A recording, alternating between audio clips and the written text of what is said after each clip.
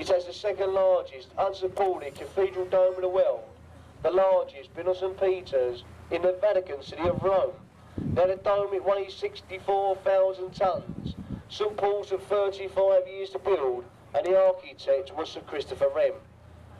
Now buried in the crypts of St. Paul's are so many famous people. There's Admiral Lord Nelson, the Iron Duke, the Duke of Wellington, Florence Nightingale, my Uncle Bert, and Wren himself. Now in Latin on Wren's tomb are these words: Reader, if you seek my monument, then look about you.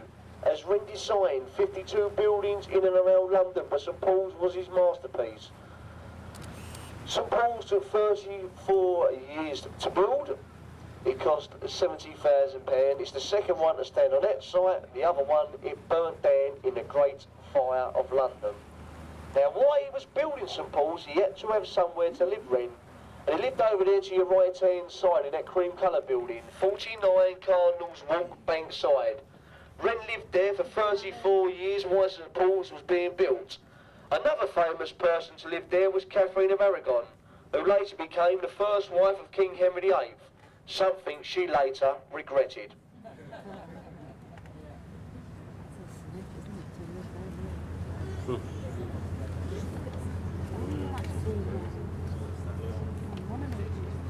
That's all the building work going on there to your right-hand side, the building with a thatched roof.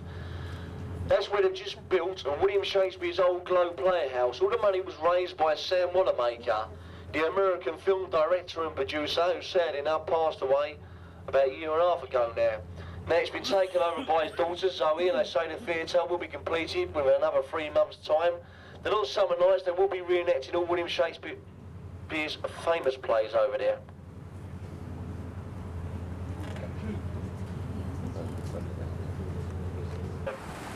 As I say, they're guarded by a royal charter.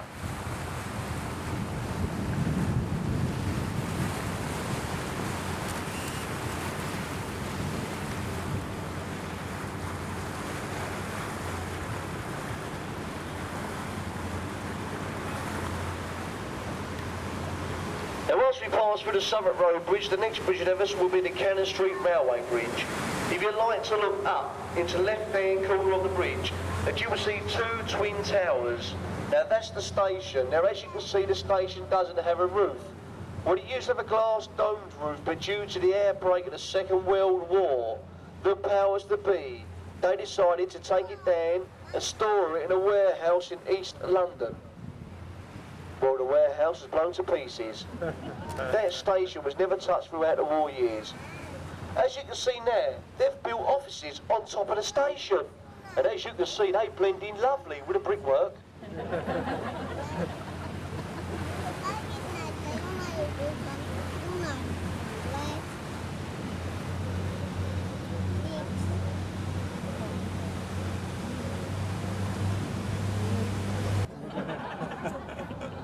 I'm only joking, but I'd like you to look over to your right-hand side now, the gap in between the buildings, and you will see the Southwark Cathedral.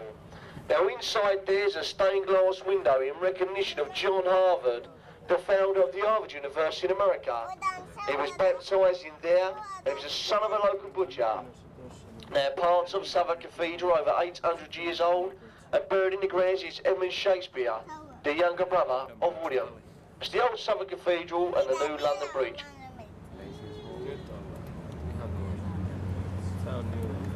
Vanha is falling down.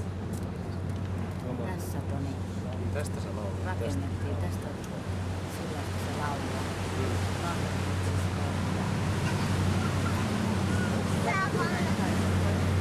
Now once we pass through the bridge, look to your left hand side now, in the first gap in between the buildings over there. In a moment you're going to see a tall column with a golden ball of fire on the top of it. It's the monument to the Great Fire of London of 1666. The fire raged for 4 days and 4 nights. It destroyed 4/5 of the old London town.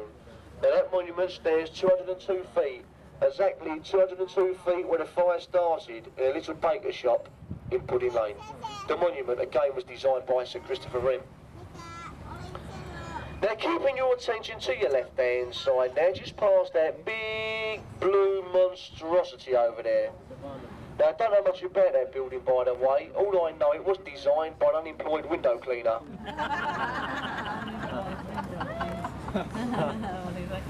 But the building next door to it with a black oval roof, the old Billingsgate Fish Market, famous for its fresh fish and its porters for their foul language. And the fish market, it closed down 7 years ago and moved further downriver to the Isle of Dogs. That's just opposite Greenwich, your final destination.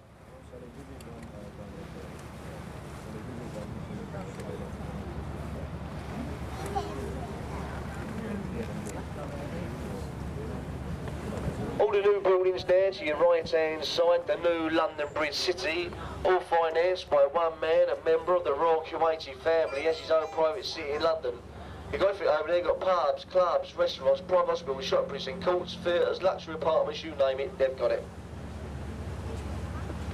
Coming up now on your right-hand side, she's more than a white painted anchor change, the C-35 battle cruiser Belfast. Largest light cruiser ever to be built for the Royal Navy. She weighs 11,500 tonnes. She was launched in Belfast in Harlem Wharf in 1938 by Mrs. Neville Chamberlain. To Belfast, she was on a Russian convoy as to Marminsk and Archangel. She was flagship of the fleet on the D-Day landings at Normandy. She was also involved in the chase and the sinking of the German battleship, the Scharnhorst. The last time she fired her guns was in anger during the Korean War. Her main armaments consist of 12 6-inch guns. They can fire a shell weighing 100 weight over 14 land miles. Permanently moored there's a floating museum, and if you happen to get a spare day in London, she's well worth a visit.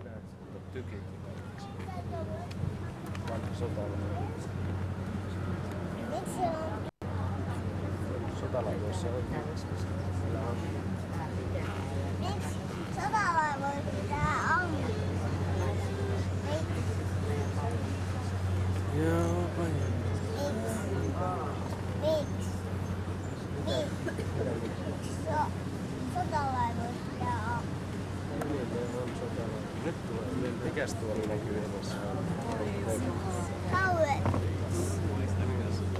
They're coming up now on your left-hand side, and behind the trees you see the world-famous Tower of London. It was built during the reign of William the Conqueror in 1078. The Tower of London has been a fortress, a palace, a prison.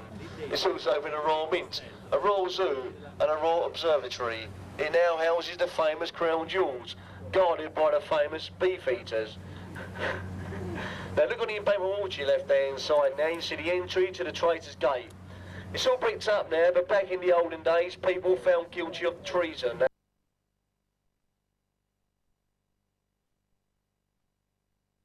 Taken up through that gateway and then onto Tower Hill, where they would be headed. Then their heads were brought down and screwed on spikes at the foot of the old wooden London Bridge. Now this is said to be London's first one-way street. There's over 900 years of history on your left-hand side, and I might add, most of it is rather gruesome.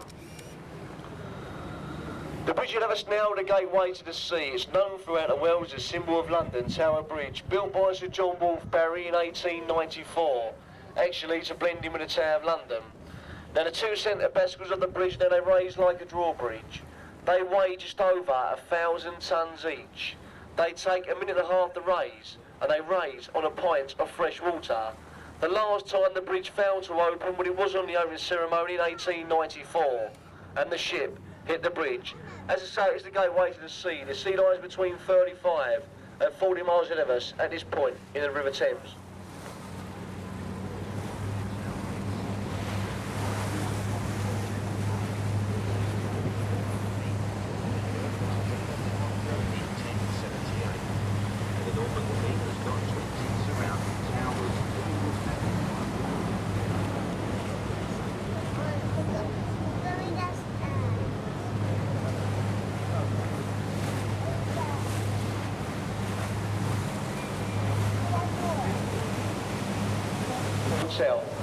Now this hotel caters for three classes of people, that being the rich, the very rich, and the stinking rich. Well, ladies and gentlemen, I'd like you to look to your left-hand side now, look to your right-hand side. All the old wharves and warehouses on the River Thames these days are being turned into luxury, yuppie apartments. That's happening all the way down the river. So now I'm going to terminate the commentary now. As I say, there's nothing left for me to point out. But there is one more thing I would like to point out to you now, ladies and gentlemen.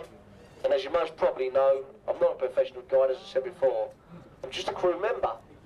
Now, we the crews on the river maintain these public address systems ourselves.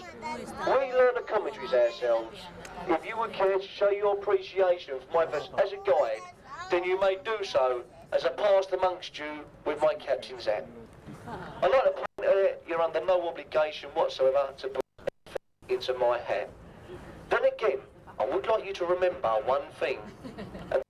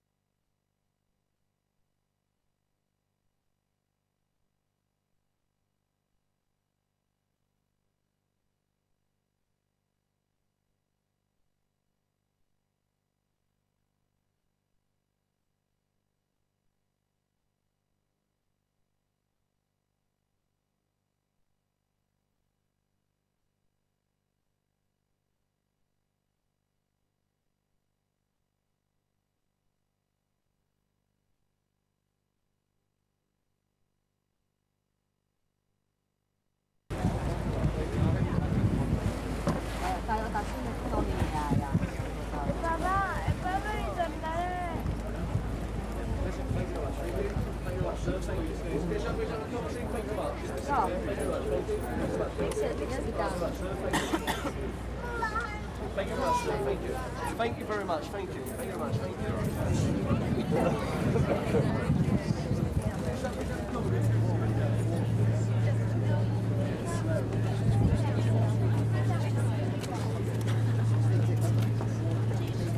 We'd like to take the opportunity to thank you very much for your appreciation of the commentary, ladies and gentlemen. We remind you the bar is still open downstairs in the lower saloon for those of you on the top deck who haven't found it already. So you can purchase teas, coffees, hard and soft refreshments. The bar remains open for the duration of the trip. It's going to be at least another 20-25 minutes until we're at our destination of Greenwich Pier. Toilets on board the vessel are also downstairs there towards the back of the boat, left for the gents and right for the ladies. Thank you.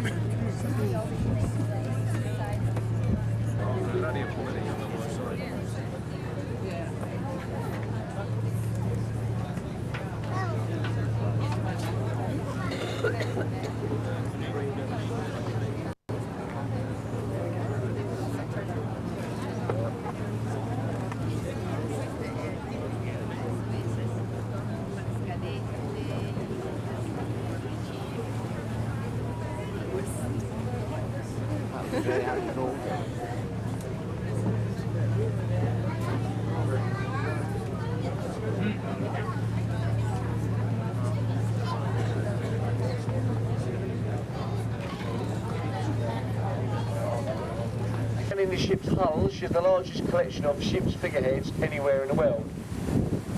Information about the times returning boats, the boats return every half an hour, that's every 30 minutes. That's on the hour and on the half hour. The last boat to leave Greenwich Pier tonight for Westminster.